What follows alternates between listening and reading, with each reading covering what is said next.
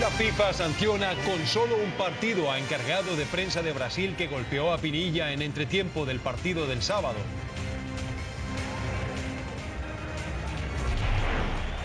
Francia y Alemania clasificaron a cuartos de final. Los germanos tuvieron que llegar a la largue para eliminar a una aguerrida Argelia. Y Obama se reúne con la presidenta Bachelet y llena de elogios a Chile por su liderazgo regional. También felicitó a La Roja por su actuación en Brasil. Habitantes de Alto Biobío reclaman por alto costo de la electricidad. Pagan la luz más cara de Chile y viven al lado de las hidroeléctricas.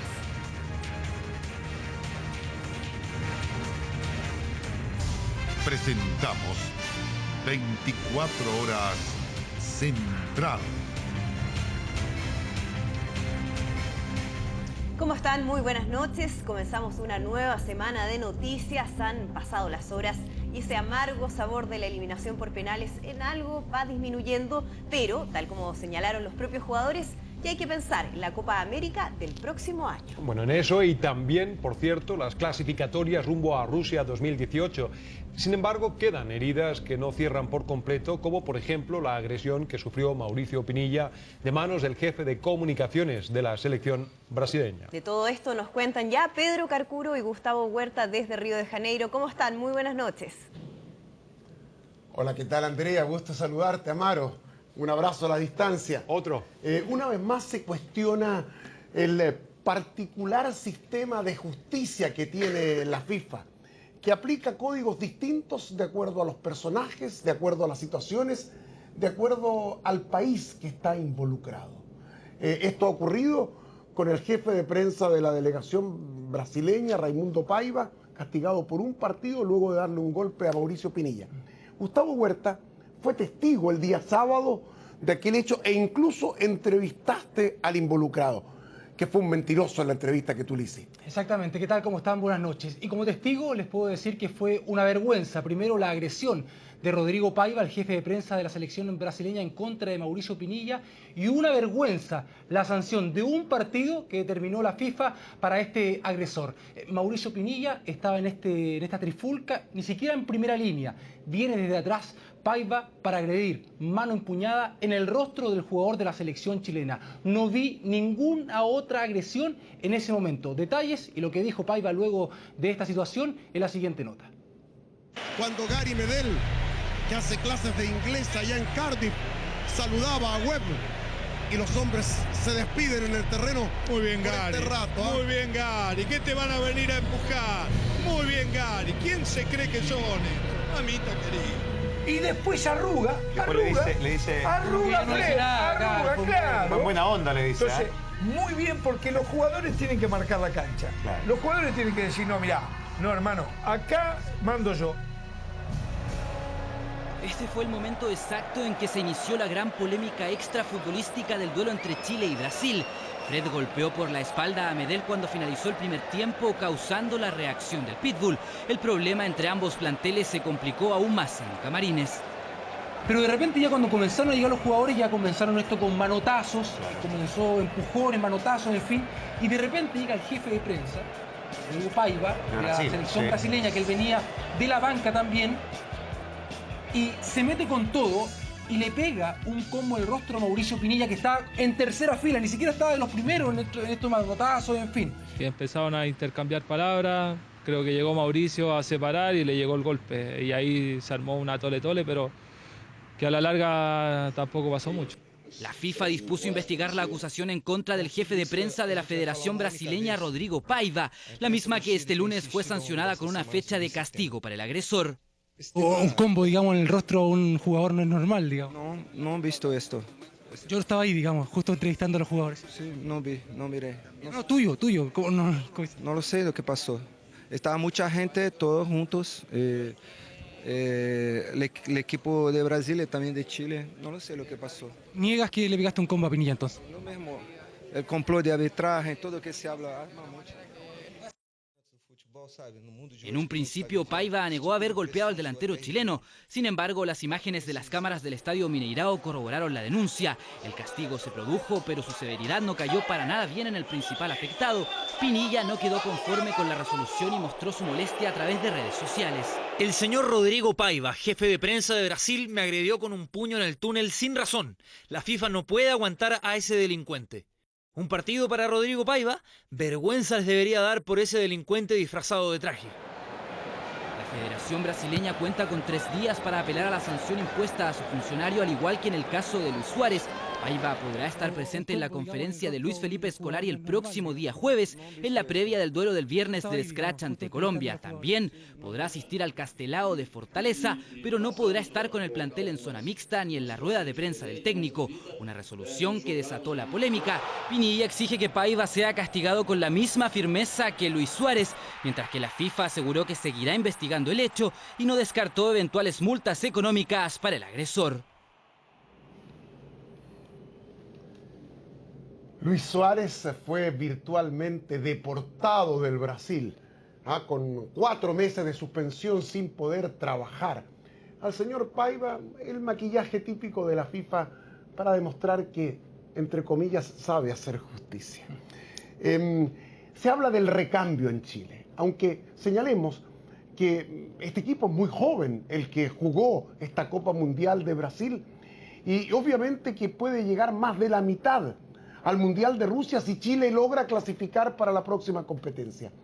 Estos serán los referentes para aquellos jóvenes de la selección sub-20 de Turquía que poco a poco tendrán que ir integrándose a un proceso que por lo menos por este año hasta junio, julio del 2015 va a seguir liderando Jorge Sampaoli.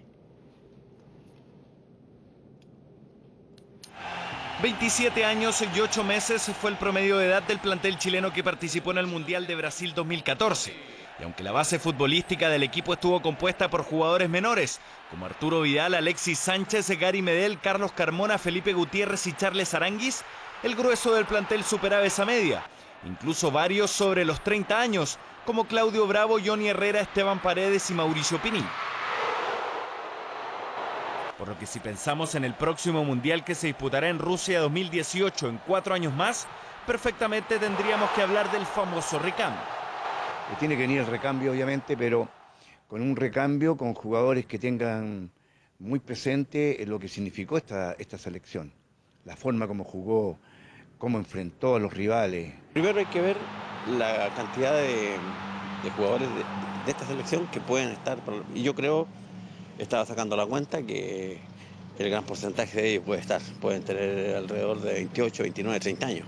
Y esos que pueden estar, como dice Zulantay, son los que estuvieron bajo su dirección técnica en los Mundiales Sub-20 de Holanda el 2005 y Canadá el 2007. Para la siguiente Copa del Mundo bordearán los 30 años.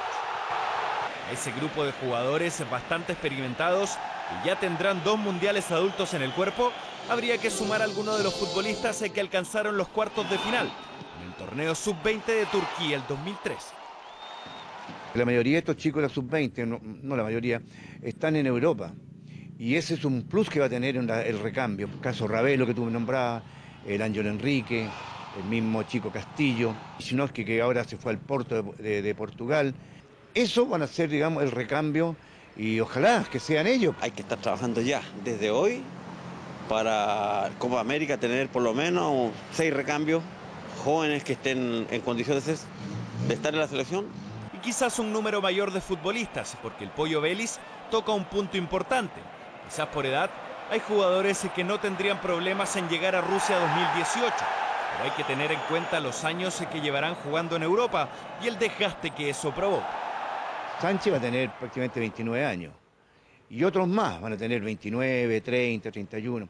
Pero no te olvides que ellos están en grandes ligas, donde son muy desgastantes. Anda a saber tú cuántas patadas se va a comer hoy día de aquí para adelante Alexis en el Barcelona o donde vaya en Europa. Quedan 4 años para el próximo Mundial, pero los desafíos están a la vuelta de la esquina. En 2015 se disputa la Copa América en nuestro país y también el Mundial Sub-20 de Nueva Zelanda. Opción perfecta para sumar a nuevos valores que aporten a la selección mayor.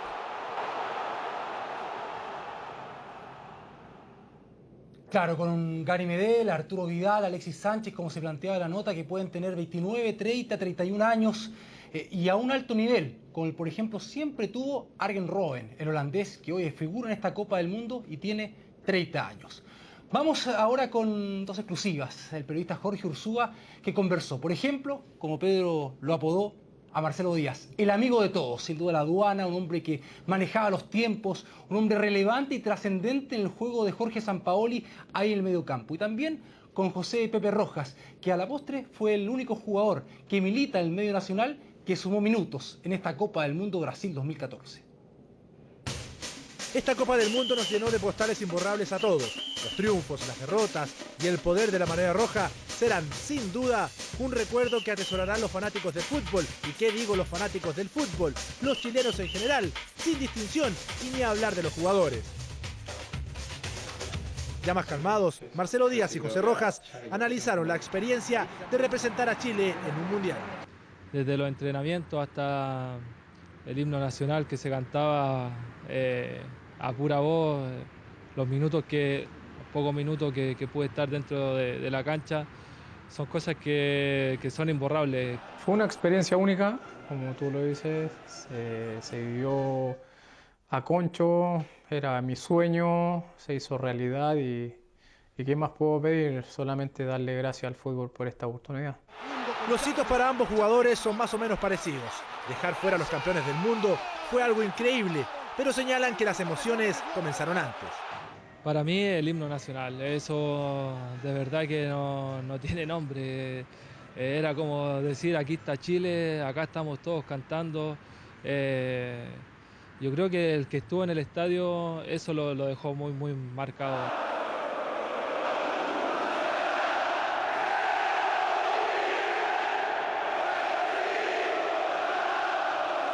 Y no te miento, yo creo que en lo personal en algún momento me quebré y no podía seguir cantando.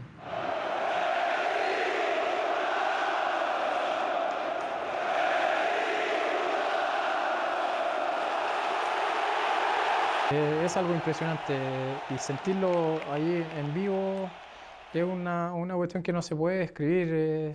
Es un sentimiento y una emoción que ningún otro deporte quizás te la da, y el fútbol por suerte nos la da a nosotros. En el partido del debut, Marcelo Díaz se jugaba un encuentro aparte. La fecha coincidía con la muerte de su hermano, doble razón para llenarse de emociones. Era imposible no dejarse llevar por las emociones. Ver tanta gente, ver o escuchar a tantos chilenos cantando en el estadio era impresionante. Yo nunca había, ni siquiera acá en Chile, había sentido cómo se cantaba en Brasil, y eso fue lo que más llamó la atención y los recuerdos que uno va a tener durante toda la vida. Desde la intimidad de estos jugadores nos enteramos de lo bonito que fue para ellos ver y sentirse locales en la tierra de la samba. Todos quedaron con gusto a poco, pero agradecidos. Nosotros demostramos que sí habíamos sido más que Brasil durante el partido, sí teníamos más ganas de clasificar, y eso a la postre terminó pasándonos la cuenta, y por eso tanto dolor. Quizás en otros tiempos no se hubiese tomado como lo tomamos nosotros. Sabíamos que detrás de toda esa gente que estaba ahí estaba todo el pueblo chileno, que de verdad que somos un país que somos muchas veces golpeados, pero creo que este tipo de cosas, de actos, son las que te marcan y quedó demostrado ayer cuando llegamos. De principio a fin, en todo momento los jugadores se sintieron respaldados por el público, pero nunca se imaginaron la bienvenida que la hinchada de La Roja les tenía preparado en nuestro país. A mí me dio emoción, me dieron ganas de llorar, porque veníamos por la ruta 78 hacia la Alameda y veía a la gente postrada en la calle. Nosotros estábamos representando a toda esa gente, a todos esos futbolistas que lo hacen en una liga amateur. Estamos representando a todo un país.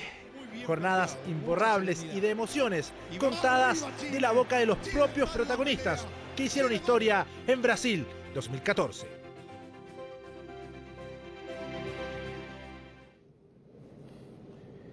Marcelo Díaz es dueño de un récord en este campeonato mundial de fútbol. Es el jugador que más ha corrido hasta ahora con 52 kilómetros y fracción. Impecable. La gran actuación de los futbolistas chilenos los pone a todos, incluyendo al técnico, en un lugar de privilegio en el mercado mundial. De esto trata la siguiente nota. A pesar de la amarga definición que terminó con el sueño de La Roja, la vitrina del Mundial, sumado a la gran participación de la selección en Brasil, permitió subir el precio de nuestras estrellas que ahora son codiciadas por los mejores equipos del mundo. Arturo Vidal, Gary Medel y Marcelo Díaz, entre otros, mejoraron su valorización gracias al destacado Mundial realizado. Mientras se disputaba el torneo, se confirmó el traspaso de Nico Albornoz desde el Malmö sueco al Hannover alemán. En tanto, el capitán de La Roja, Claudio Bravo, es la flamante contratación del Barcelona a cambio de 12 millones de euros. Mientras el arquero de 31 años descansa en su residencia de Biluco, se espera que su presentación en el equipo catalán sea durante esta semana. Él está súper agradecido de cómo lo recibieron. Todavía no sabemos nada. De momento estar tranquilito en la casa, descansar, y con el día sí tampoco se puede hacer mucho, así que estar aquí nomás. A pesar de su lesión, Arturo Vidal sigue siendo el jugador más cotizado a las ya conocidas ofertas del Real Madrid y el Manchester United. El Bayern Múnich de Josep Guardiola preguntó por el volante que está cotizado en 60 millones de dólares. Eso sí, el Rey Arturo tendrá una larga rehabilitación de su rodilla, al igual que Gary Medel, que tendrá 3 semanas para sanar su desgarro. En la tarde de este lunes, el Pitbull se realizó una resonancia, imagen que el propio volante se encargó de difundir en redes sociales. Tras el descenso del Cardiff, Gary busca nuevos aires y pretendientes no le faltan. El Everton inglés, el poderoso Inter de Milán italiano y el Valencia español deberán desembolsar 15 millones de dólares para comprar al destacado volante de La Roja. Empieza otro sueño, el sueño de esto se quedó hasta acá, pero tenemos que pensar ya en la Copa América. Goleador de Chile con 2 tantos, Alexis quiere permanecer en Barcelona al menos una temporada más. Eso sí, hay varios equipos que sueñan con tener los regates del Niño Maravilla. El Arsenal y el Liverpool y sobre todo la Juventus son los clubes que deberán pagar casi 50 millones de dólares. Tras una gran participación en el Mundial, Marcelo Díaz podría pasar del Basilea suizo al Schalke 04 alemán por 8 millones de dólares. En tanto, Eduardo Vargas, que no continúa en el Valencia, tendría casi confirmado su retorno al Nápoles italiano, aunque el Rubin Kazán ruso y el Olympique de Marsella de Marcelo Bielsa ya preguntaron por el delantero. Francisco Silva aterrizaría en Alemania y sería compañero de Nico en el Hannover, mientras el traspaso de Claudio Bravo favorecería la llegada al Real Sociedad de Christopher Toselli, que daría el salto al viejo continente. La gran participación de La Roja en el Mundial subió los bonos de los seleccionados, que a pesar de la dura eliminación son el sueño de los mejores clubes del mundo. Dentro de un rato volvemos con la clasificación y el triunfo de Francia y de Alemania en el día de hoy. Y más tarde, hacia la medianoche, te quiero ver con Gustavo Huerta y el profe Bonilla. Yo voy a comer con el profe para llegar al estudio y hacer Te Quiero Ver. Yo los espero acá. ¿Te parece? Nos vemos. Amaro, Andrea, Vale. seguimos dentro de un rato desde Río de Janeiro. Adelante ustedes. De acuerdo, Gustavo. Gracias y gracias, Pedro. Un abrazo. Nos Chao. vemos un rato. Bueno, y seguimos con informaciones porque los petitorios internos y la oposición a la reforma educacional mantienen en toma varios establecimientos en todo el país. Un mes sin clases cumplió el Instituto Nacional, mientras la PDI realizó peritajes en el Liceo de Aplicación para determinar el daño patrimonial que quedó al descubierto tras el desalojo. Bueno, y en algunas regiones el movimiento tampoco pierde fuerza, de todo ello nos cuenta Francisco Moreno. No hubo denuncia, la Fiscalía actuó por oficio e instruyó a la PDI realizar las diligencias al interior del Liceo de Aplicación por los daños patrimoniales ocasionados durante la toma. Lo que se está tratando de determinar es el material que ha sido dañado y el material que podría no encontrarse en estos momentos en las dependencias del inmueble. Son especies de laboratorios, fundamentalmente de los distintos laboratorios que tiene el liceo, que son de antigua data. Hay diversas piezas que están protegidas por un decreto de parte del Consejo de Monumentos Un mensaje que claramente no se entendió. Se destruyeron especies, se perdieron otras, los daños son cuantiosos. Ya se realizó el levantamiento de huellas dactilares para dar con los responsables. Los estudiantes se defienden. Ingresó al establecimiento un grupo de personas entre las que se encontraban algunos mayores de edad. Dicho grupo permaneció ocasionando desmanes, rayados principalmente, durante alrededor de 3 horas en el establecimiento. Yo tengo mis dudas, la verdad que ellos estaban a cautela del establecimiento, por lo tanto me extraña que quieran dejar en otros la responsabilidad que ellos tienen. El municipio presentará una querella por estos hechos, acción judicial que se sumará a la de este lunes. Amenazas en contra de docentes del Liceo Darío Salas es lo que denuncian. Consideramos que son hechos graves, hay un amedrentamiento explícito, tanto al director como a 2 profesoras del liceo. Pero las tomas siguen en otros establecimientos. Con la venta de café y té sostienen el reinicio del movimiento en el Instituto Nacional. Para sustentar la toma, así tener más ingresos y poder comprar la comida y todas las cosas. Se oponen a la reforma educacional propuesta por el gobierno. Los 4.300 estudiantes ya suman un mes sin clases. Si son capaces de perder bastantes clases por ver si se puede hacer algún cambio de verdad. 7 días hábiles cumplieron este lunes. Las alumnas del Liceo Teresa Prats reclaman por la falta de infraestructura. No tenemos cómo lo implemento. La niña todavía tiene que estar teniendo como colaciones de la JUNAEP porque todavía no nos entregan el casino. Si hay calidad, no sería necesaria la selección, dicen las niñas del Liceo 7 de Providencia. Votaron la toma hace una semana y media. Son 1.300 alumnas que cuestionan la forma en que se pone fin al lucro. Los particulares pueden seguir lucrando con la educación, que es un derecho, y esto está polarizando más la educación. O sea, o uno paga 200 lucas para poder estudiar bien, o estudia en un municipal. Pero el rechazo al fin de las elecciones es el que impulsó la toma en el Liceo Bicentenario de Los Ángeles. Aseguran que se oponen a un plan piloto inclusivo que el ministerio intenta implementar en esa ciudad. Discriminar no es siempre una mala palabra. Nosotros aquí discriminamos de acuerdo al rendimiento académico que tienen los alumnos, de acuerdo al futuro que ellos quieren plantearse y el futuro al cual ellos aspiran.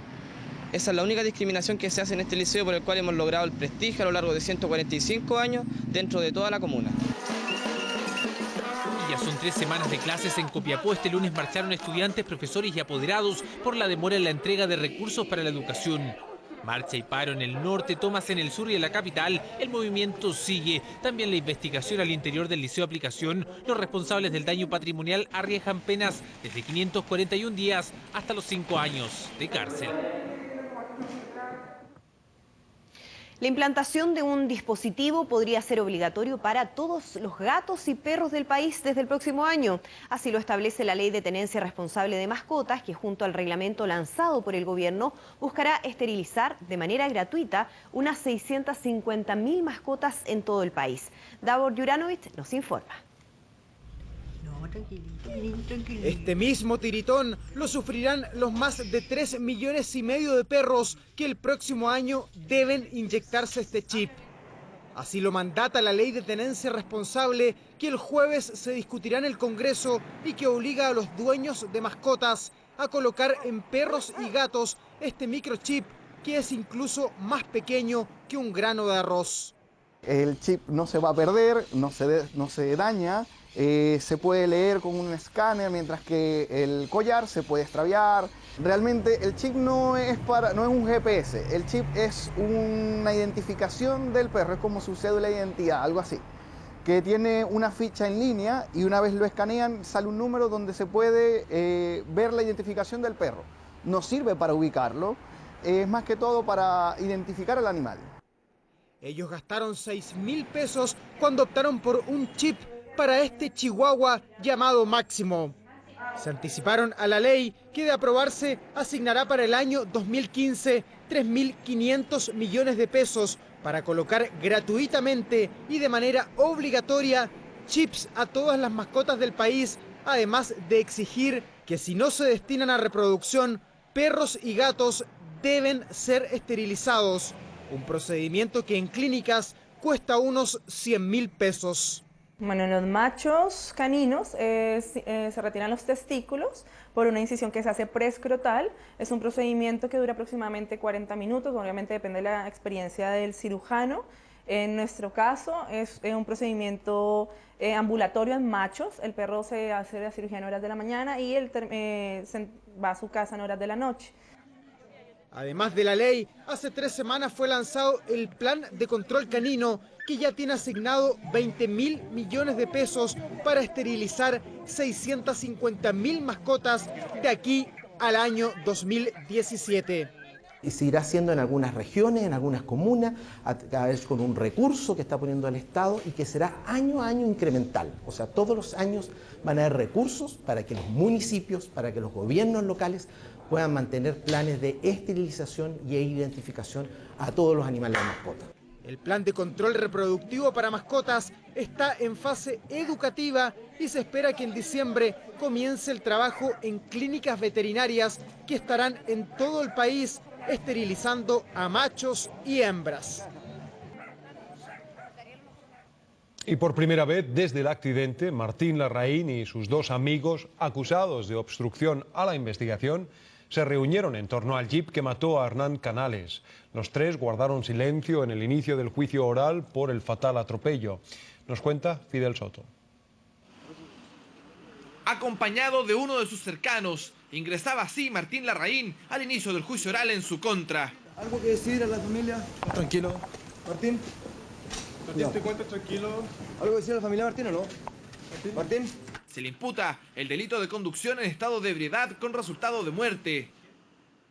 2 de sus amigos estaban aquella noche, Sofía Gaete y Sebastián Edwards. Volvieron a reunirse esta vez frente a la justicia. Tenemos la convicción de que lograremos una sentencia condenatoria por el delito solicitado, por cuanto, si bien no ha existido alcoholemia, esta ha sido responsabilidad del propio imputado. Y es que, según la Fiscalía, el hijo del expresidente de Renovación Nacional atropelló a Hernán Canales el pasado 18 de septiembre, luego de haber ingerido alcohol y posteriormente se dio a la fuga. Sin embargo, la alcoholemia no se realizó en el minuto, ya que 36 horas después del accidente, Martín fue detenido. Quien tiene que acreditar que Martín Larraín está bajo la influencia del alcohol es el Ministerio Público, no esta parte, digamos. Y lo que el Ministerio Público no va a poder acreditar es precisamente esa circunstancia. ¿Huyó él? No, Martín Larraín se quedó en el lugar del suceso aproximadamente 30 minutos después. Vamos a hacer la inspección en los jueces para... En medio del juicio, los jueces inspeccionaron el jeep que provocó el atropello fatal. Allí estuvieron los amigos de Martín, quienes en su oportunidad afirmaron que fue una camioneta blanca la involucrada y no este vehículo amarillo. La Fiscalía pide 300 días de cárcel por obstrucción a la investigación. Lo cierto es que esa afirmación en ningún caso obstaculizó la investigación, que es un elemento efectivamente del tipo penal de obstrucción a la investigación. Por tanto, más allá del contenido de su declaración, ese hecho no es por sí solo constitutivo de delito. El fiscal lo que necesitaba es tener al conductor del vehículo, y qué más claro que no se obstruyó la investigación porque están en el mismo juicio. Fueron formalizados el mismo día. En el juicio declararán más de 40 testigos y se espera que dure más de una semana. Sin embargo, ya se adelantó que Martín Larraín podría cumplir su sentencia en libertad por su irreprochable conducta anterior. Con fotografías y videos se están tratando de identificar a encapuchados que han atacado predios agrícolas en la región de la Araucanía. Pese a que existe protección especial en la zona, los dueños de fondos siguen sintiendo inseguridad. Ricardo Campos con la nota. Yo creo que esto es una guerra. Definitivamente aquí hay personas que no se sienten chilenos y pretenden avasallarnos. Esta cuestión ha recrudecido, ha pasado todos los límites. ¿Podemos pasar, no? Sí, adelante, por favor. Observado por cámaras de seguridad y custodiado por carabineros en todo momento, Juan de Dios Fuentes, el hijo del reconocido agricultor de Ercilla, que lleva el mismo nombre, nos abrió las puertas del Fundo Centenario. Víctima de más de 90 ataques en los últimos años, nos enseñó secuelas de atentados y por primera vez accedió a mostrarnos registros inéditos de enfrentamientos con encapuchados. Hace unos meses y en un momento parecido a este, Juan de Dios debió sacar a su pequeña hija de 6 años de una balacera. El héroe ahí fue su padre. Me dijo, mira, hay que sacar a la niña aquí, súbela a la camioneta, yo voy a salir, me dijo, voy a hacer que me sigan, que me disparen a mí y en ese minuto aprovecha tú para entrar a la Josefina a la camioneta. Fuentes tiene fotos de encapuchados portando armas y derribando sus cercos. Yo no tengo problema en mostrar las fotografías de estos gallos. O sea, ojalá los reconozcan, ojalá los identifiquen y ojalá el país sepa y los vea todo el mundo y se dé cuenta de la forma que actúan. no es como se plantea en algunas instancias políticas donde dice que no son terroristas, son personas encapuchadas dispuestas a matar, por lo tanto son terroristas. Para la familia esto empezó hace 8 años, cuando miembros de una comunidad mapuche se acercaron a sus tierras. Nos hacen entrega formal de una carta que venía firmada por la comunidad Huentehunculmapu y nos dicen que tenemos 48 horas para abandonar el campo y dirigirnos a la CONADI para que la CONADI nos cancele el valor del campo, que ellos van a hacerse cargo, y de lo contrario empezaban los hostigamientos con nosotros, y eso hace ya 8 o 9 años y aquí estamos. Absolutamente cumplieron y nos han hostigado durante todos estos años. La comunidad de la que hablan es la Huentehunculmapu, ubicada a unos metros de su campo. No puede llegar y acusar de que nosotros somos lo que constantemente lo estamos agrediendo, y si es así tiene que denunciarlo a través de los tribunales, cosa que también él lo ha hecho, pero como te digo, los hermanos que han sido acusados han salido absueltos. Los Fuentes no pretenden vender sus más de 200 hectáreas al gobierno y por una orden judicial se mantienen con protección policial las 24 horas del día. Y escuche bien, un perdonazo de hasta un 90% de las multas e intereses tendrán las personas y los microempresarios que de aquí al 31 de julio se pongan al día con sus deudas tributarias. El IVA es el impuesto que tiene más deudores morosos, según las cifras de la Tesorería General de la República. Roberto Sá, con la nota. Juan tiene una pequeña empresa dedicada a la mantención de ascensores. El problema es que desde el año pasado viene arrastrando una millonaria deuda con el fisco, ya que los atrasos de sus clientes le impedían pagar el IVA a tiempo. Por atraso de los proveedores, por muchas veces cambio de administración en algunos edificios. Cuando llega el nuevo administrador tiene que hacerse cargo nuevamente y todo es lento y se generan atrasos. Juan no es el único. De todos los que tienen deudas de impuestos vencidas, un 48% son microempresas y un 6% pequeñas y medianas empresas.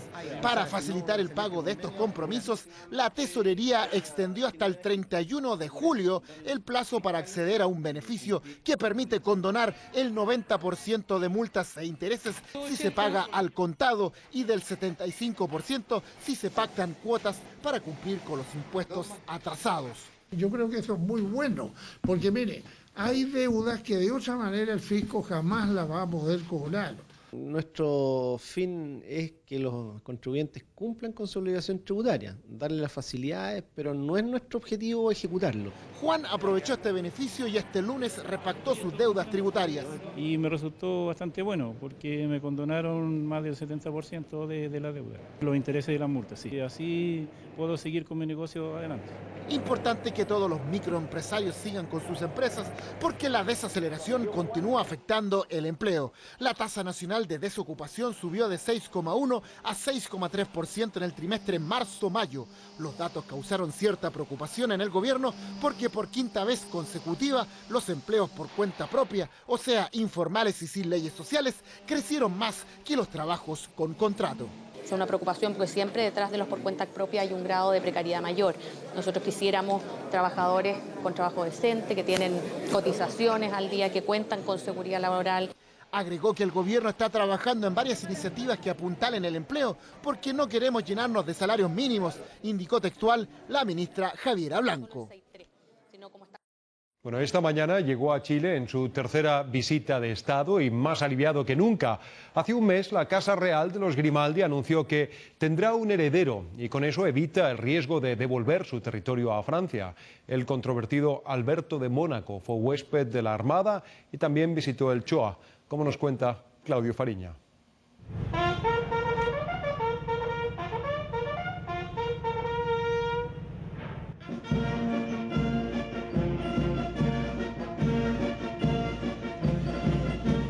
Muy temprano este lunes llegó directo en su jet privado al aeródromo de Torquemada en la Quinta Región. Es su tercera vez en el país. Alberto Alejandro Luis Pedro, el príncipe de Mónaco, a quien sus súbditos llaman Alteza Serenísima. Fue desde el inicio anfitrión de la Armada. Apenas se cambió de ropa en el Sheraton Miramar y partió al buque científico Cabo de Hornos y también al Shoah. Écoutez, c'est tout à fait remarquable. Je connaissais déjà l'extraordinaire qualité de service qu'offre la marine chilienne, tant dans le domaine océanographique qu'hydrographique. Donc l'on peut apprécier non seulement ce qui a été fait dans le passé et ce qui est actuellement fait pour ces études, et puis aussi c'est la prévention de phénomènes et de catastrophes naturelles comme les tsunamis, et les moyens modernes qui sont mis à disposition, et ce qu'on peut envisager dans le futur.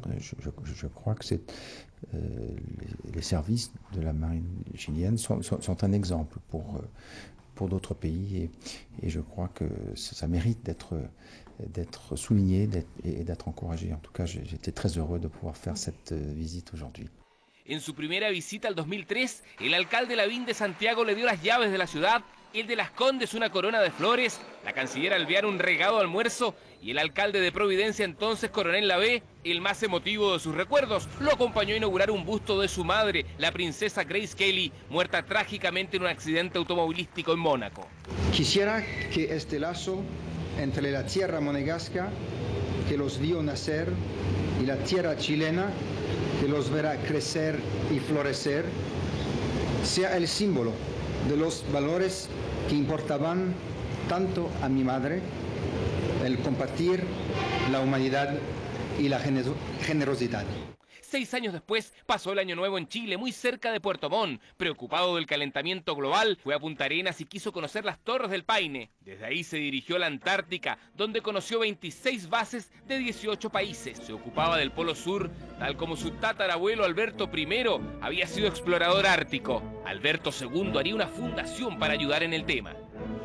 Su tercer aterrizaje lo tiene contento como nunca. Hace un mes la Casa Grimaldi anunció que Alberto tendrá por fin un heredero legítimo con su esposa Charlene Wistock. Un tratado dice que si eso no ocurre, Mónaco volverá a ser territorio francés, porque se extinguiría la dinastía que en su pequeño principado ya tiene más de 700 años. Y no es que Alberto se haya quedado en los laureles todo este tiempo. Fuera de matrimonio tiene una hija de 22 años con una camarera divorciada californiana y otro de 11 con una azafata togolesa. Mientras vivió su padre, el príncipe Rainiero, evitó siempre darle este dolor de cabeza, pero ya asumido en el trono, los reconoció a ambos. Les dio mansión, una todoterreno y 7 millones de pesos mensuales en pensión. Fueron los años locos de una prolongada soltería. El futuro bebé heredero nacerá a fines de este año y será como su padre, príncipe, marqués, duque, conde y barón. Un secreto muy bien guardado, aunque en las últimas horas se ha dicho que serán gemelos y en ese caso el parto normal hará que el primero que nazca sea también el primero en la línea de sucesión. Si es cesárea, los médicos tendrán que definir quién fue engendrado primero para que llegue a sentarse al trono monegasco y así continuar con la tradición. El acontecido príncipe Alberto II mañana será recibido en La Moneda por la presidenta Bachelet.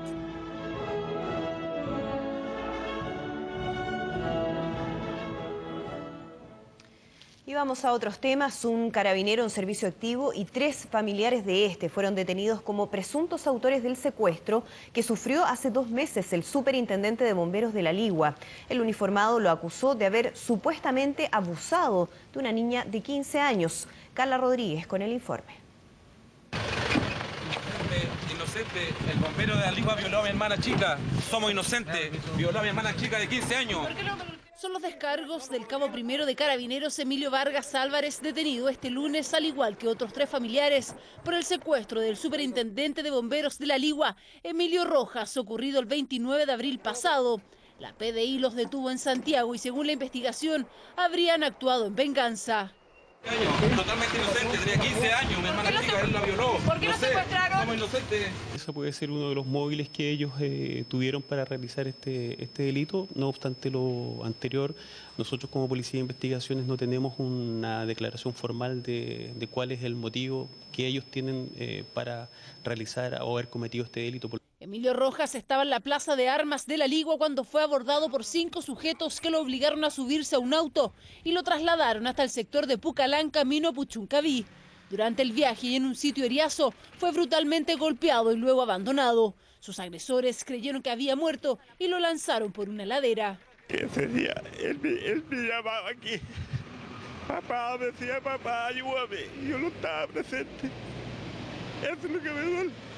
Una vez que los sujetos abandonaron a Rojas, este pidió ayuda a los pobladores del sector.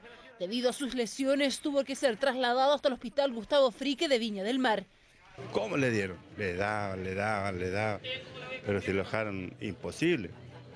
Son inocentes, es un violador, es un maldito violador. Tras ser detenidos en la comuna de Macul, los agresores del superintendente de bomberos de La Ligua fueron trasladados a La Ligua para su formalización de cargos. El carabinero perteneciente a la 36 Comisaría de la Florida fue dado de baja.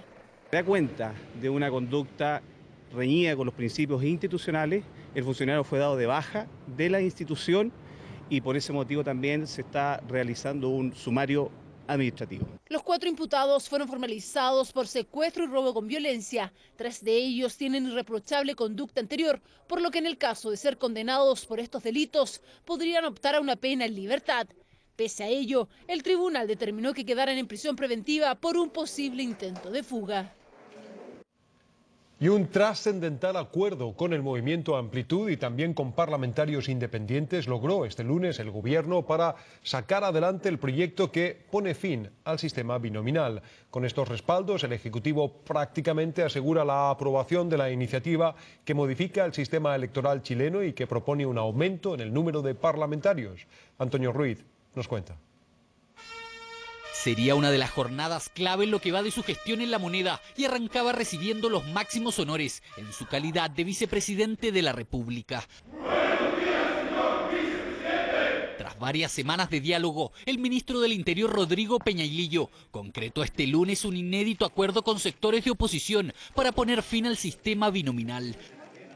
Con estas firmas, los diputados Brown, Godoy y Rubilar, y además la senadora Lili Pérez, todos del movimiento Amplitud, confirmaban su respaldo a la propuesta del Ejecutivo. Estamos como Amplitud haciendo algo histórico, que es por fin avanzar en un cambio, un sistema electoral binominal que ha polarizado en exceso a la sociedad chilena. El cambio al sistema electoral, cuando ya sea una realidad, en gran parte se lo va a deber a ustedes y al esfuerzo que han hecho los parlamentarios de Amplitud. También arribaron a La Moneda este lunes los 3 diputados independientes Giorgio Jackson, Alejandra Sepúlveda y Vlado Mirosevic, quienes también así comprometían sus votos, sellando su entendimiento con el gobierno.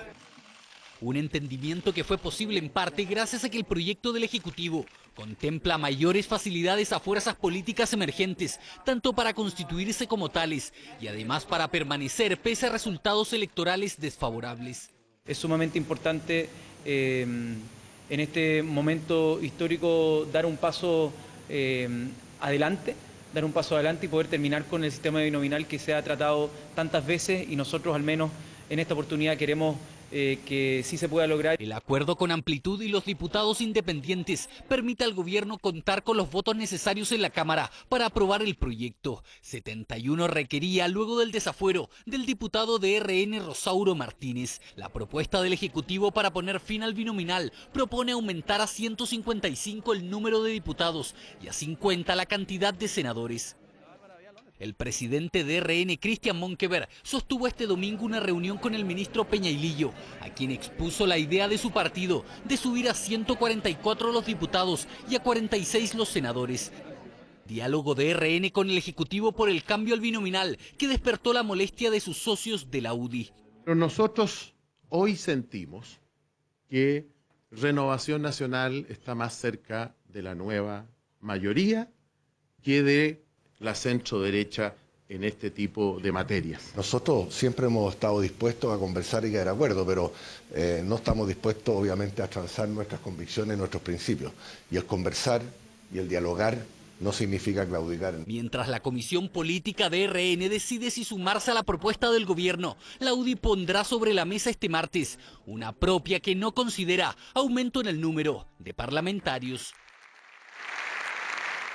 Barack Obama derrochó elogios a nuestro país al recibir a la presidenta Michelle Bachelet en la Casa Blanca.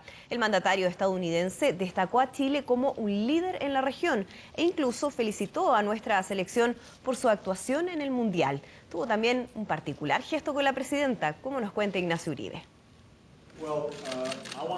Quiero dar la bienvenida a la oficina oval a la presidenta Bachelet. Ella es mi segunda Michelle favorita.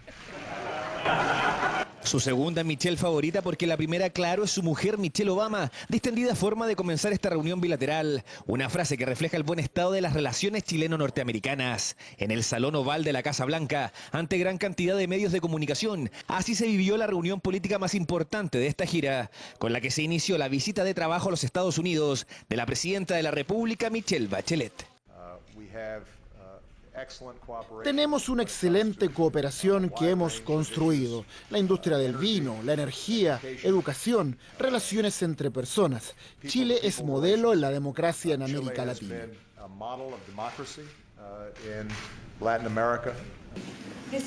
Este año estamos conmemorando 10 años del Tratado de Libre Comercio entre Estados Unidos y Chile.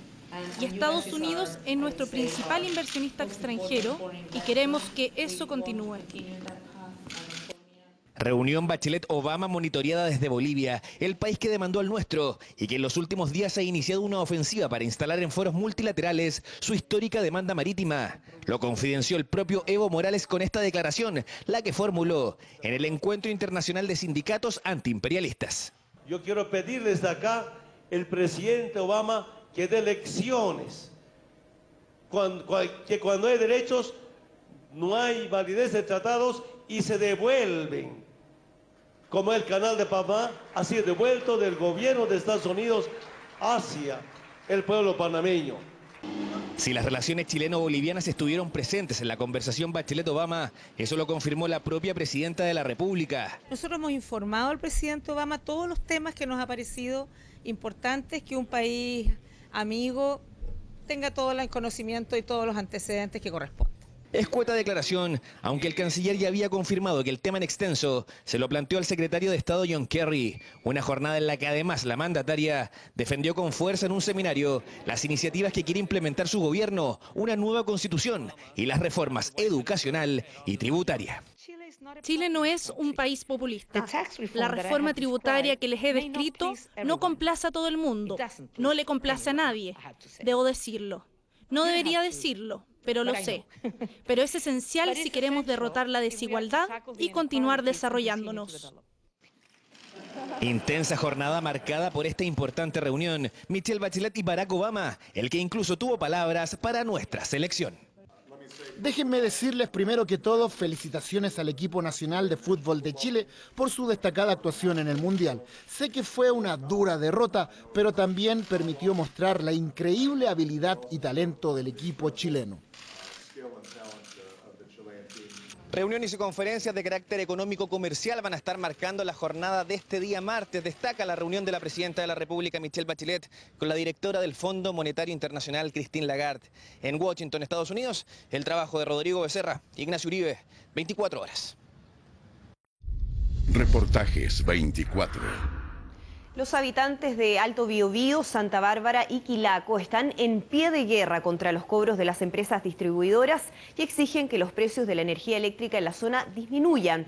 La mayoría de los pehuenches de la cordillera tiene deuda por consumo de luz. Están al lado de las centrales hidroeléctricas, pero tienen servicio suspendido porque no pueden pagar las tarifas de luz, las más caras del país. Marta Escalona y Juan Carlos Segovia nos cuentan. Acostumbrados a manejar poco dinero y a no asumir grandes deudas, los pehuenches se han visto enfrentados al costoso pago permanente de un servicio que llegó a la zona con la instalación de la primera central, a la que se resistieron. La resistencia es feroz.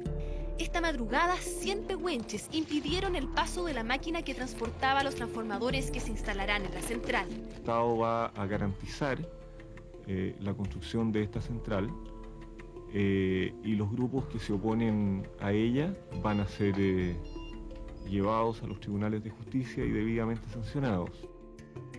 Son pehuenches mapuche y nosotros tenemos derecho de pagarlo. Hicieron documento, construyeron represa, pero se olvidaron de que aquí existen mapuche. La electrificación fue planteada entonces como una más de las ventajas a las que accederían los habitantes de Ralco y sus alrededores. De a poco la luz se fue convirtiendo en una necesidad. Vinieron a ofertar, en caso de tener luz, entonces mucha gente ensuciamaron. En la actualidad, sin embargo, más de la mitad está endeudado con las empresas distribuidoras y la gran mayoría tiene el servicio eléctrico suspendido. primer año dejaron gratis la gente. Y después ya una vez que todos instalaron, ya empezaron a cobrar la gente, empezaron ya. Y los pehuenches acá, supuestamente aquí no estamos acostumbrados a pagar un derecho. Siendo la comuna más pobre del país, es la luz más cara de los costos de Chile, del país en general, siendo que tenemos acá nosotros las represas al lado. Los costos superan su capacidad de pago y los pehuenches sienten que hoy, más que antes, se están quedando a oscuras.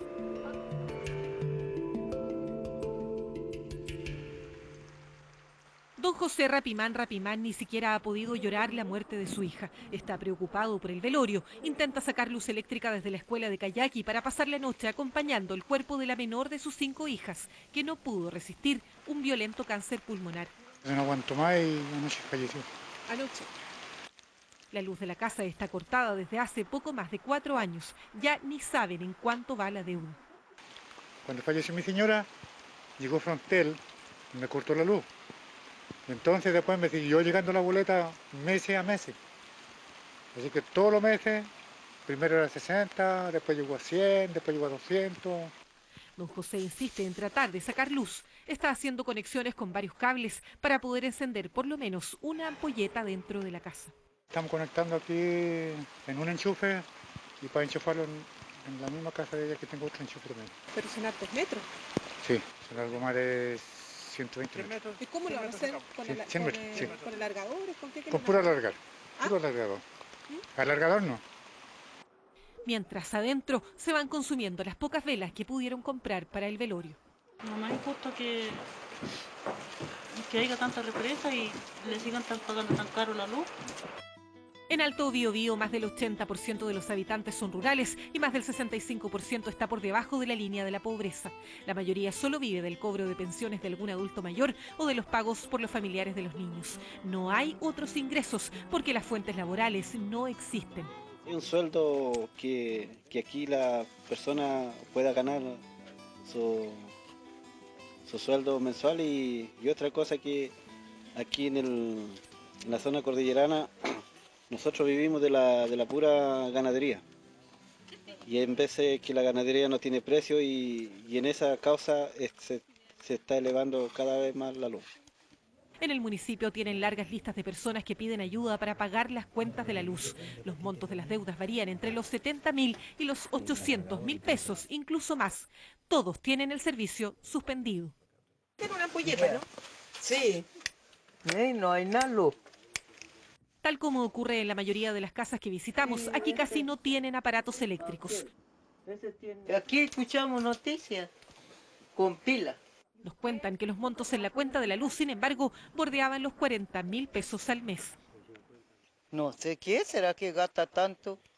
Ese que dijo el monitorio, porque no sabemos qué es lo que gasta tanto.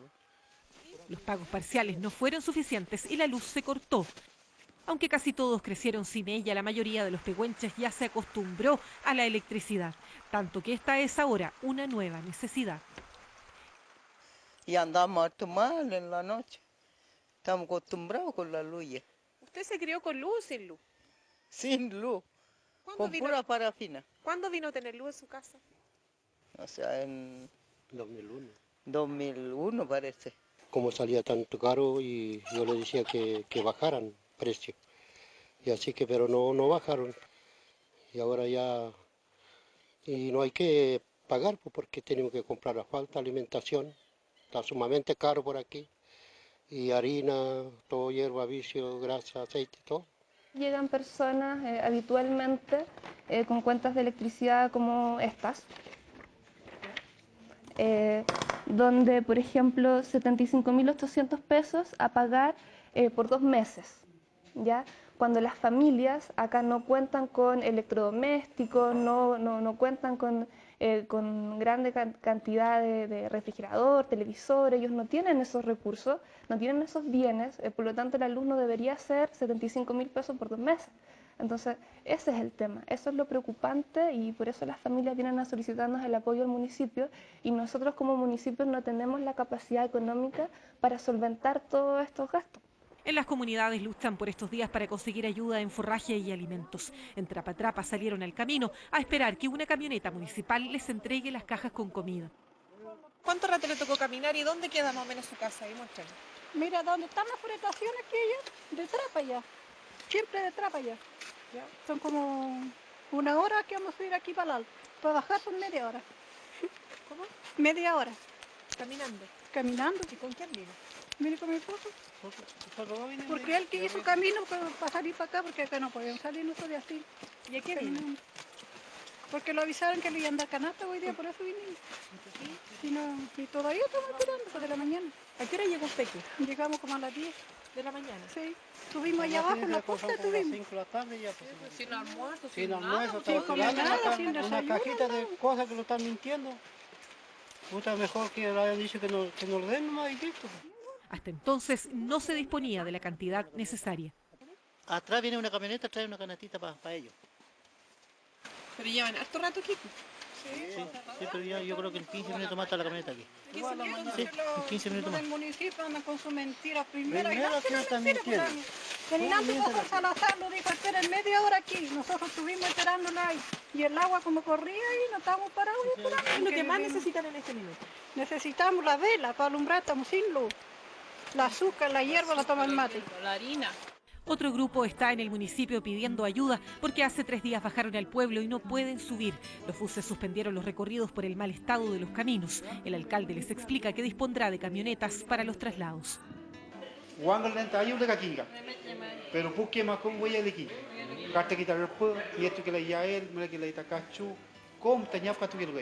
Están angustiadas. Ahí pasamos frío y hambre. Y el micro del gobierno parecía vistiente. Tanto corría el agua, teníamos como piedra los pies que con los niños y hambre y frío pasamos. ¿Estabas con ropa para tus hijos? Nada, lo que trajimos puesto no. La mayoría de estas mujeres también tiene deudas con la luz. ¿A usted le han cortado la luz alguna vez? Sí, tuve 1 año sin luz. El problema de los altos costos de la electricidad se extiende a otras comunas cercanas, como Quilaco y Santa Bárbara, donde los niveles de pobreza y cesantía también afectan a más de la mitad de los habitantes. Tenemos que ir optando. O comemos o nos quedamos con luz. Un hornito eléctrico, hervidor igual, ya no se puede ocupar. Salimos a luz. Yo hice ahora una encuesta de los jefes de hogar y la mayoría está sin trabajo. Cuando estaban las represas sí había trabajo, pero ahora ya no. Es elegirle para modificar la ley eléctrica, para permitir que también las empresas eléctricas tributen en las comunas donde genera la energía y por lo pronto también ir asegurando la calidad de vida de la gente en la medida que las empresas tengan programas y planes en convenio con la municipalidad. En Alto Biobío la sensación de injusticia aumenta cuando los pehuenches piensan en lo cerca que están de las represas y los efectos que estas instalaciones han tenido en la zona. Hicieron un tremendo daño moral a la gente más anciana, a nosotros como pehuenches. Jodieron el daño ecológico, porque mataron a mucha masa de biodiversidad que existen en el río. Se cortaron los ríos. Aquí ahora el río Quioco nunca estaba cortado, ahora el Eudoro Mate cortó el río en Angostura. Y grandes empresas que están construyendo acá en el Alto Biobío, están construyendo represas, lo están quitando nuestros territorios. Y además lo están quitando la cultura. Pero ¿cómo se explican los valores? ¿Por qué es más cara la luz en esta zona? ¿Cómo se regulan las tarifas? En función de las inversiones que se requieren para abastecer a los clientes, de las ventas y de los costos que se requieren también para entregar el servicio a los clientes, las tarifas pueden diferenciarse y de hecho se diferencian en distintas localidades geográficas del país. En un intento por mejorar la situación, el municipio de Alto Biobío consiguió a través de la CONADI los fondos para pagar las deudas de luz de los pehuenches. La suma pudo negociarse solo con Coelcha, una de las 2 empresas distribuidoras que operan en la zona. Con Frontel, según el municipio, no hubo negociación porque la empresa no habría estado dispuesta a hacer ningún tipo de descuento. Aunque Frontel lo desmiente y asegura que hay acercamientos con la municipalidad. Aseguramos que no hemos recibido ninguna solicitud de esta naturaleza de parte del municipio. Sin embargo, manifestamos nuestra total disposición a colaborar en la iniciativa y entregar las facilidades que sean necesarias, lo que es parte de nuestra política. De todas maneras, los pehuenches siguen sin luz porque los montos aprobados por la CONADI no contemplaron gastos de reposición. Respecto a una solicitud que yo consulto, me indican que el valor de lo solicitado por la normalización del empalme equivale a 100.200 pesos. Eso en el caso del empalme para una sola familia. Sí, para una sola familia. A la cual ustedes ya le pagaron las deudas de consumo de luz. Efectivamente. ¿La empresa pide además estos 100.000 pesos? Para la reposición. Si no, no se conecta la familia al servicio eléctrico.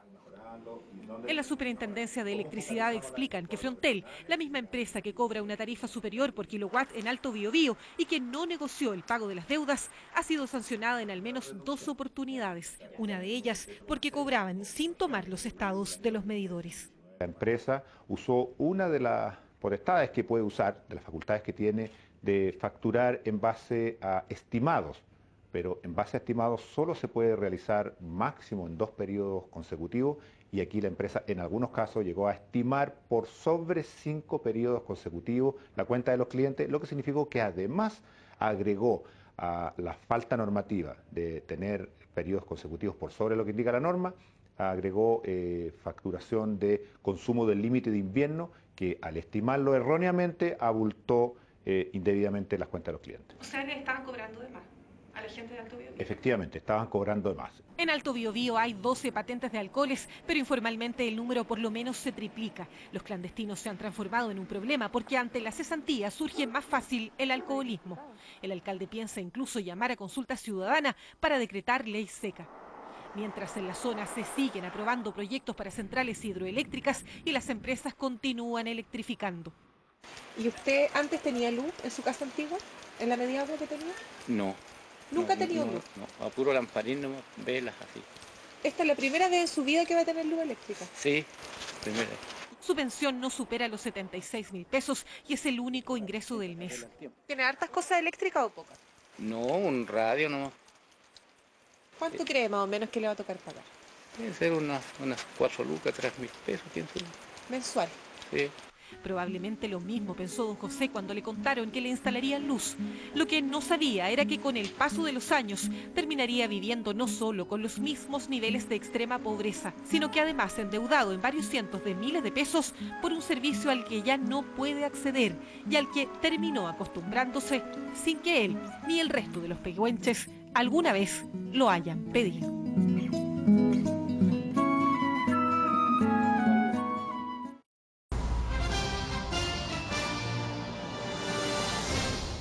Está ocurriendo en estos instantes. El grupo Hamás pagará.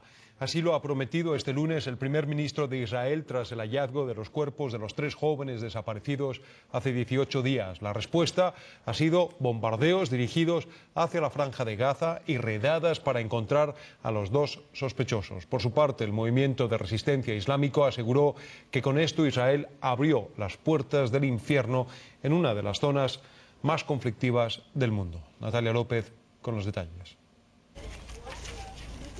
Sus caras lo dicen todo. Terminaron 18 días de pesadilla para dar comienzo a una peor. Hay desconsuelo por el destino de los 3 israelíes secuestrados hace más de 2 semanas. Este lunes, después de incesantes búsquedas, los encontraron muertos. Las fuerzas de defensa de Israel avistaron un montón de piedras y debajo de las rocas encontramos 2 cuerpos. Luego cavamos un poco más y dimos con el tercero. Ellos son los 3 jóvenes que el pasado 12 de junio desaparecieron mientras hacían dedo en Cisjordania. De inmediato Israel culpó de este hecho al movimiento de resistencia islámico Hamás, con poder en la franja de Gaza. Para los judíos, 2 de sus miembros, a quienes buscan por todos los rincones, son los principales sospechosos. Y por eso no pasaron ni un par de horas desde el hallazgo de los cuerpos para que el ejército comenzara a bombardear sus casas. Hasta el momento se contabilizan casi 20 ataques aéreos, que también incluyen los objetivos militares de Hamás, quienes por otra parte niegan la acusación. Esta noche Israel está de luto por los 3 adolescentes brutalmente asesinados por los terroristas de Hamas. Por desgracia, esta atrocidad es el resultado directo de la decisión del presidente Abbas de unirse con Hamas, lo que les permite volver a tener presencia en Cisjordania. La desaparición y el asesinato de estos 3 colonos solo se basa en la historia de Israel. Tratan de utilizar este hecho para agredir a los palestinos y su resistencia, el movimiento Hamas. Este hecho ha desencadenado la mayor operación de Israel contra Hamas en Cisjordania desde el fin de la segunda intifada y lamentablemente todo indica que la inestabilidad en una de las regiones más conflictivas del mundo tomará ribetes aún más peligrosos.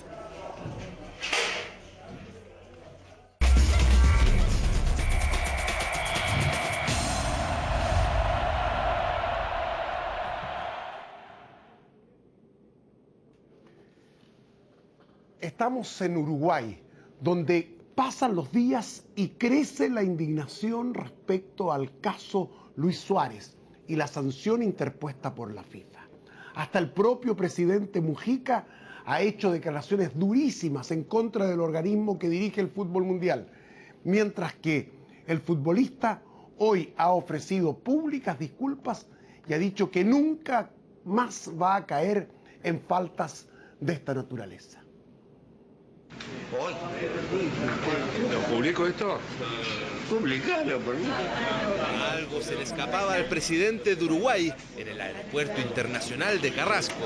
Esperaba al seleccionado charrúa luego de la eliminación en octavos de final del Mundial. Al parecer, Pepe aún tiene clavada una espina por la dura sanción contra Luis Suárez. No, que le podrían haber sancionado, pero no sanciones fascistas. Que la FIFA son una manga de viejos hijos de puta. Hoy. 9 partidos de suspensión para Suárez con su selección y 4 meses fuera de cualquier actividad relacionada con el fútbol.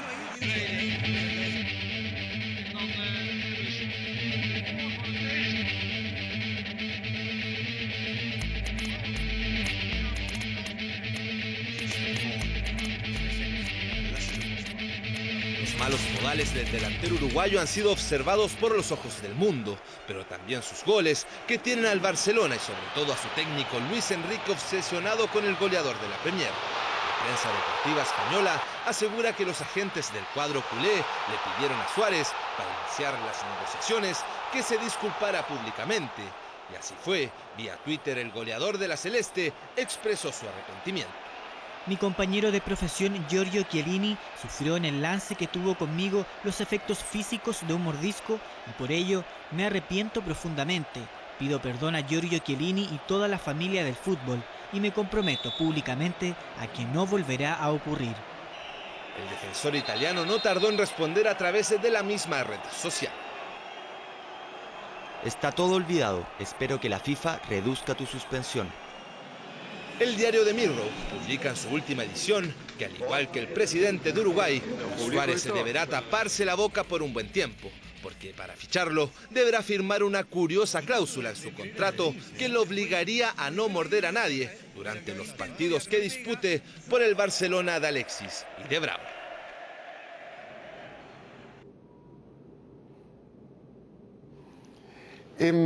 Vamos al fútbol, a la cancha, a la Copa del Mundo. El próximo viernes en el Maracaná tenemos un clásico de aquellos buscando a un semifinalista.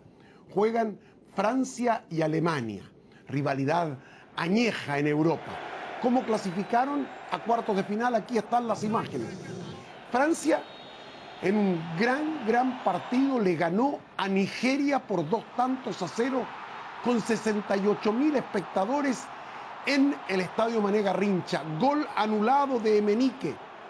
Correcta decisión del árbitro del partido, el juez norteamericano Mark Geiger, en general de correcto desempeño. Aquí está Pogba, el joven volante francés, estremeciendo las manos del portero Enyema. Un primer tiempo, buena actuación de Nigeria, muy buena actuación de Francia, parejo.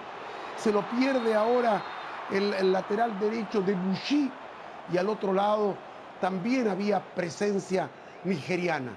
Se los pasaron volando los primeros 45 minutos, a pesar que el marcador terminó igualado en 0. Esta es la jugada más complicada del partido. Matuidi sobre Onasi, quien sufre fractura de tibia y peroné. Aquí se lo pierde Benzema. La pelota es sacada desde la línea por el defensor del equipo de Nigeria. Continuó la presión, siguió, se salvaba una y otra vez Nigeria, que caía poco a poco. Era mucho más Francia en el segundo tiempo. El portero Enyema, que encabeza la lista como el mejor guardapalos del campeonato, atajaba mucho, pero en los centros mostraba todas las dudas. Aquí virtualmente le hace un pase con la mano a Pogba, quien libre, el hombre de 1,91 m, compañero de Vidal en la Juve, anota el primer gol a los 35 minutos del segundo tiempo y pavimenta para Francia la clasificación hacia la ronda de 8 mejores que comienza, reitero, el próximo viernes. El ingreso de Griezmann en el equipo francés sirvió de mucho en ofensiva. Valbuena, el mejor jugador, y el autogol de Yobó ante la amenaza de Griezmann certifican una contundente y brillante victoria francesa que, reitero, enfrenta a Alemania el viernes en el Maracaná. Si no ha sido el mejor partido del campeonato mundial, pasa raspando este de Porto Alegre, con 43.000 fanáticos en las tribunas y con arbitraje de Ricci del Brasil.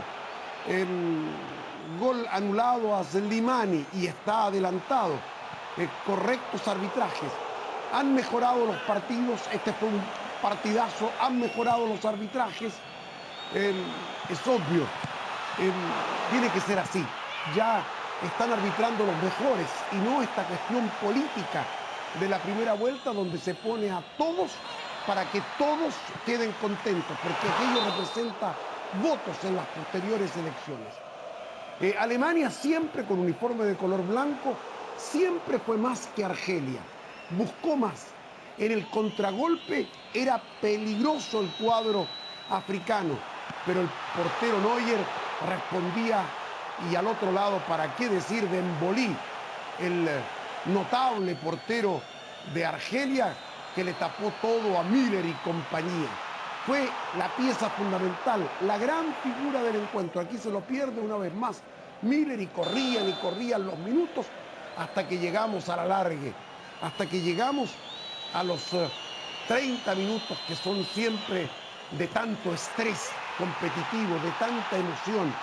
Y Schürrle engancha como un poco de taco ese centro de Thomas Müller y convierte a los 2 minutos de la largue el gol que comenzaba a zanjar la victoria alemana, que se instalaba en cuartos de final. Les cuento que desde el año 1954, cuando Alemania fue por primera vez campeona del mundo, aquí está el gol de Özil, desde aquella vez Alemania siempre, en todos los mundiales, ha clasificado a cuartos de final. Detrás de Brasil es el equipo de mejor campaña histórica en las Copas del Mundo. Y en este torneo está certificando su patente de favorita junto a otros equipos muy grandes. Terminó 2-1 el partido, con gol de Diabú para los argelinos sobre los 120 minutos. Un partidón en Porto Alegre, en la ciudad de Elías Figueroa. La conformidad de los argelinos, que en los partidos anteriores, en 2 choques anteriores, siempre le habían ganado a los alemanes. Curiosamente, hoy Alemania se tomó la revancha. Holanda espera a Costa Rica, a la cenicienta del campeonato, y eso se lo contamos hoy por la noche en el programa del profesor Bonini. Adelante ustedes, compañeros en Santiago. Nos juntamos en cualquier momento. Muy bien, Pedro, muchísimas gracias por toda esa información. Un abrazo. Chao. Chao. Y 1 de cada 5 niños chilenos tiene alguna necesidad educativa especial, pero solo el 5% de ellos recibe apoyo acorde a su condición. Es la deuda que tiene el país con las personas discapacitadas, donde solo la mitad de los colegios les entrega un programa diferente. En medio del primer congreso sobre inclusión conocimos a estos jóvenes, ya los va a conocer, que se abren paso en el sistema educativo. Esteban Roa, con algo que por lo menos, ¿verdad?, es un aliciente.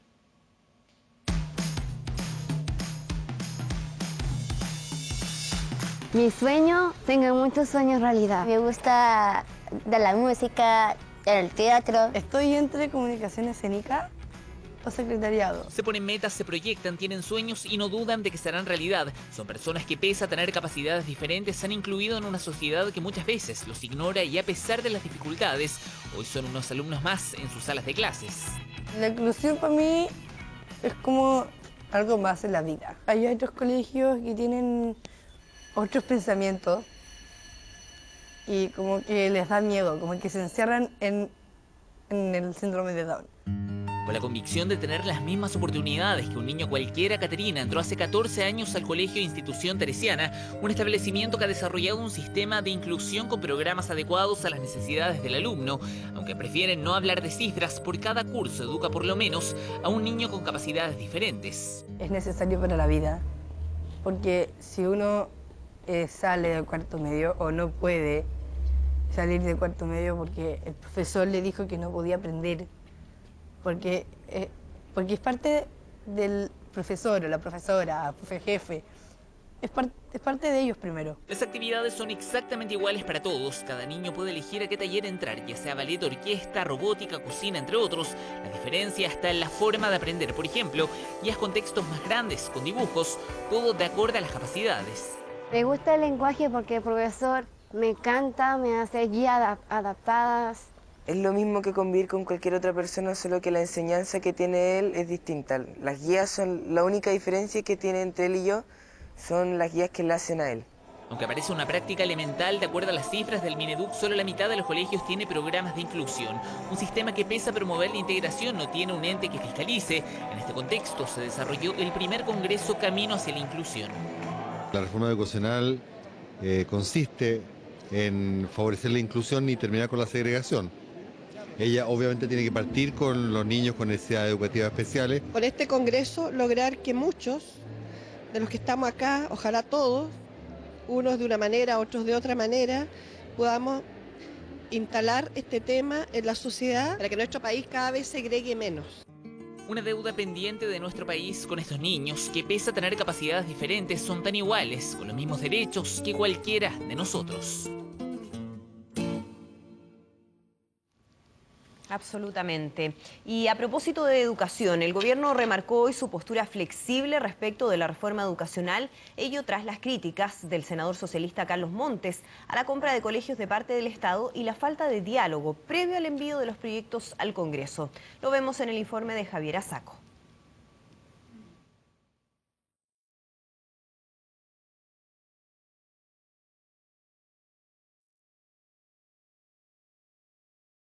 Somos muy amigos, continuamos amigos, estamos en lo mismo, no hay ningún problema, ¿cierto?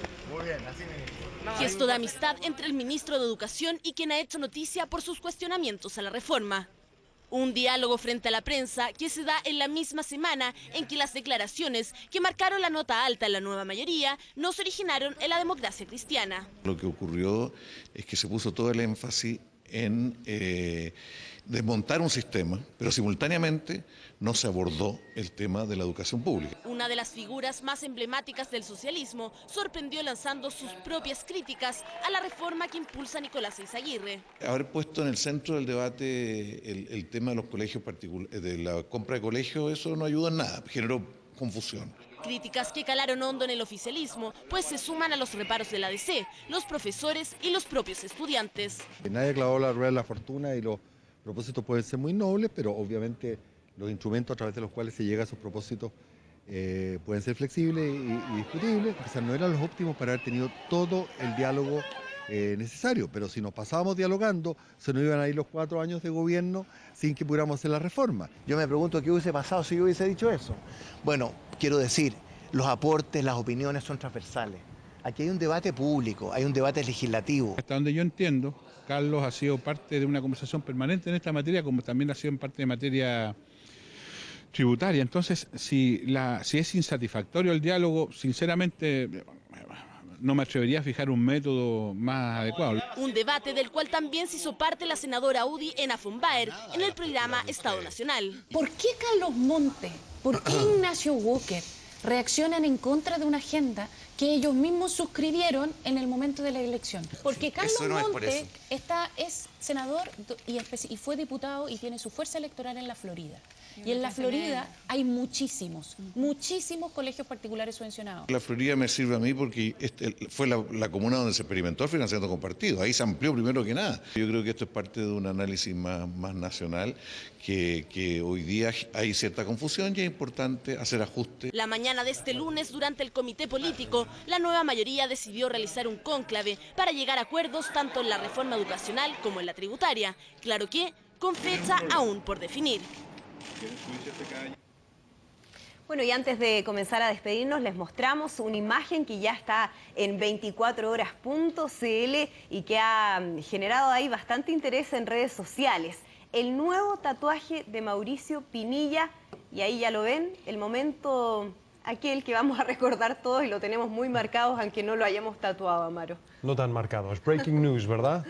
Bueno, hoy comienza además una nueva temporada de un programa que nos enorgullece a todos aquí en Prensa. Esto no tiene nombre. El reportaje de hoy denuncia los trucos para burlar la justicia, reírse de las víctimas, de los choferes condenados a no seguir manejando porque mataron personas mientras conducían en estado de ebriedad. ¿Por qué nadie los fiscaliza? O, por ejemplo, ¿sirve la nueva ley Emilia realmente? Bueno, las respuestas a estas interrogantes hoy, justo después de Vuelve Temprano. Mucha suerte, por supuesto, a todo el equipo del programa de nuestro departamento de prensa. Esto no tiene nombre.